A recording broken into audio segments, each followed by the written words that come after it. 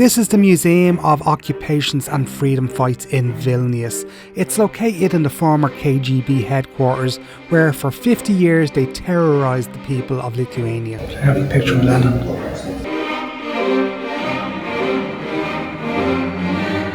So the museum is about the 50 years of occupation by both the Nazis and the Soviets, and the Lithuanian freedom fighters who tried to stop them.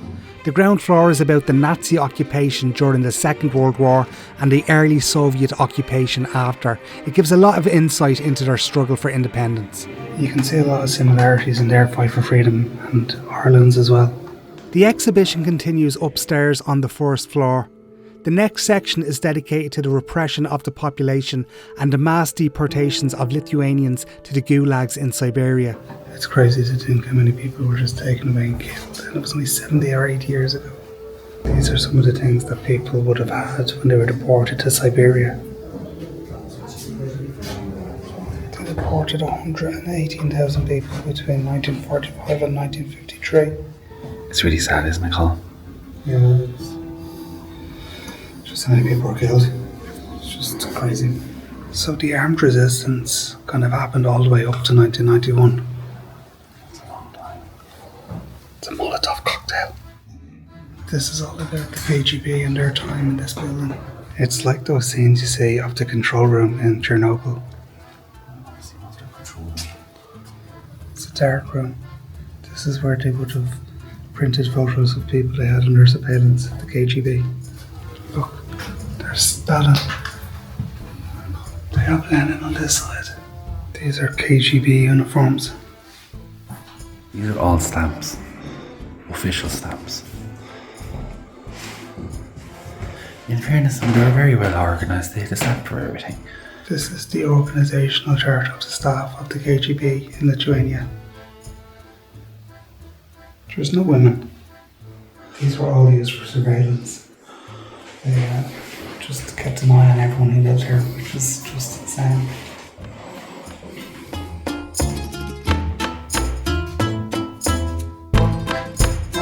You see all of this stuff in movies about the Cold War, and it's hard to believe it's actually real.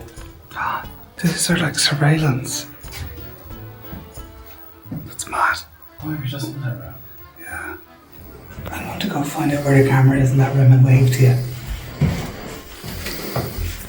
There you are.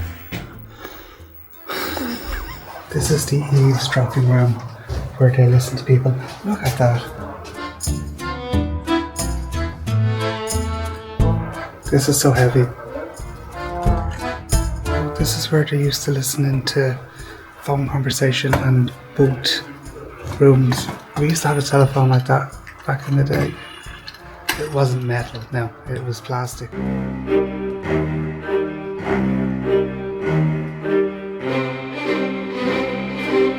This is the old KGB prison. It's pretty much as they left it in 1991. So this is how the prison looked the year you were born, Dennis. Were these cells? Jesus. That's tiny. They wouldn't have left people in there, would they? So yes, they were used as cells. They were used for up to 3 hours for people who were just newly brought in. I'm going to go in and see what's there. I can't turn around properly. That's crazy. I have no idea where Dennis is. Places you don't want to lose Dennis include a prison. But there he is. Were you in the box? I was. This is where they searched people. For search? I'm sure they did a full body cavity. So these are offices. Look at the phone system, Dennis. Nope. These were documents shredded by the KGB when the prison was closed.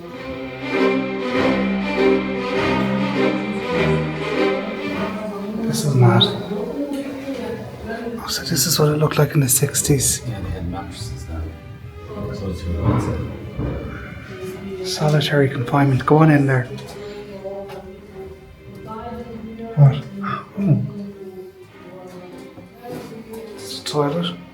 I'm the kind of person that likes being on my own anyway, so I feel like I'd enjoy solitary confinement. With the toilet? Well, no one will be watching me, so... Look in the hole there. Oh, look at you. This is a padded cell for particularly violent prisoners. Straitjacket. That's mad. This is the shower room. The bathrooms. This is the guard post. What do these do? Well, I'm sure they don't work anymore. They probably didn't work back then either. Oh look, you can see outside. Oh, this is a 4-person cell. It just smells so damp. This cannot be healthy. Oh, there's a prisoner. That's Vladimir Putin. Oh, this is an interrogation cell. The worst part of it is the dampness, isn't it? It just smells so damp. The light switches are very Soviet, aren't they? Oh look, they were. Just surprising considering they're from the Soviet Union. Look, it's an original intercom. This is the exercise yard for prisoners. I was expecting it to be bigger. It's the exercise yard, but they're just... It's the exercise. Well, so they all would have been kept separately. To exercise. It's all covered at the top. I'm not really sure how much exercise you could do in here. So this is the execution chamber.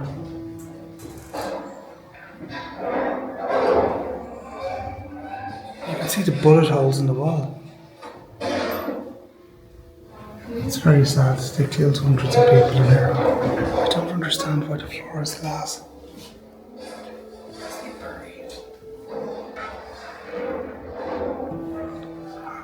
They buried people under the floor. So it was a mass grave.